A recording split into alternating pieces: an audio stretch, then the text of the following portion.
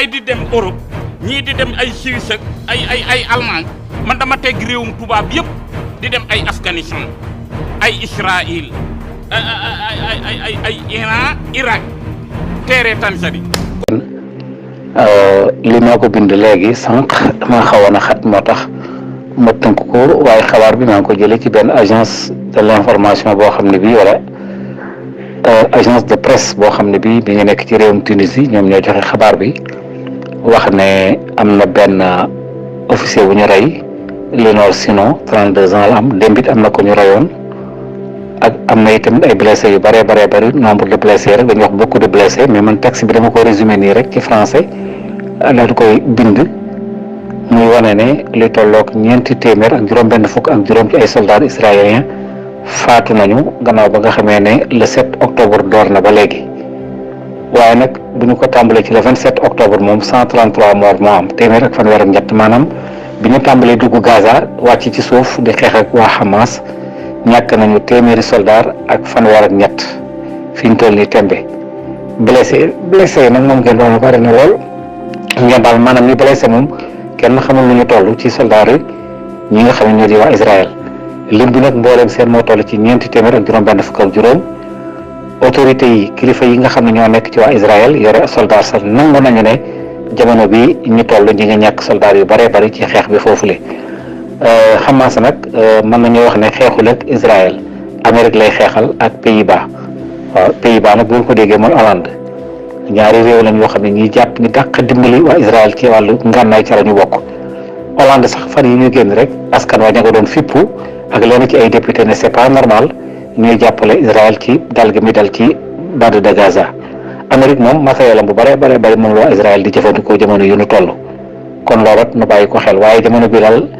dëgg la ñu ëpp doole li ñuy bombardé bari na li ñu rey ci ay xale ak i jigéen bari na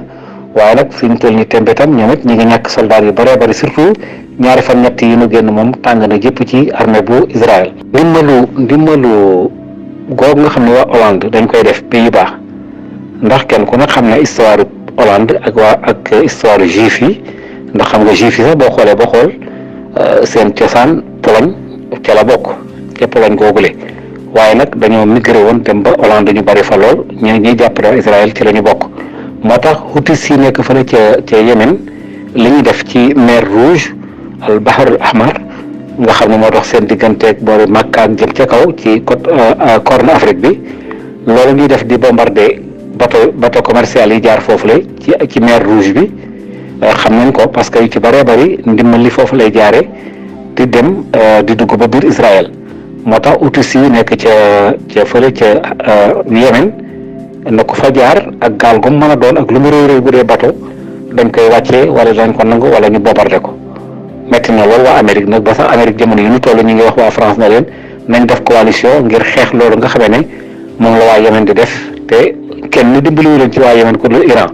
matériel bu ngeen gis waa Yémen yore ko rawat na Houthis yi xam leen ne bu dee fukk jàppale na juróom-ñett yëpp Iran la jóge te loolee Iran mi ngi ko dooroon ci bi coalition bi amee Koweït ay Qatar Arabie Saoudite di songu Yémen pour attaquer rebelles yi nekk foofule. Arabie Saoudite mii tey Makka moo jiite woon loolu ba léegi sax daanaka sa wara wi day yënd rek waaye jeexugul lool moo jiite woon opération yooyu la ñu attaqué Yémen ban dalee ci seen kaw Iran jàpp ja moo tax Houthis yi ba léegi sax fi mu toll ñu mën a fippu bay mën a kar ay gaalu jàmbur ay bateau yu mag ci mer Rouge boobu rek géej googu nga xam ne moo jaar foofu moo leen xàjjale géej gi rek boo ko jéggee rek yaa ngi jëm boori Makka ca kaw ndax daanaka mën naa wax ne Yémen ak Makka am nañ frontière waaw kon nag noonu la mbir mi tëddee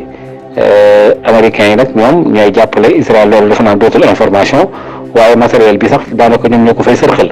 waaw aussi si nag yu bari dañ cee xam loolu moo tax mu metti waa Amérique ban ne mbedd man doon jaar ay 4 heures du matin rebelle yi nekk ci Yémen sakk nañ ko ka leen dimbali ci sakk gi nag mooy Iran jërë ngeen jëf. Gis Info Sénégal ngir nga mën a am bépp xibaar bu fi bàyyikoo abonneel te nga bës cloche de notification bi. gaay di dem Europe ñii di dem ay Suisse ak ay Allemagne man dama teg réewum tubaab yëpp di dem ay Afghanistan ay Israël ay Iran Irak teere Tanzanie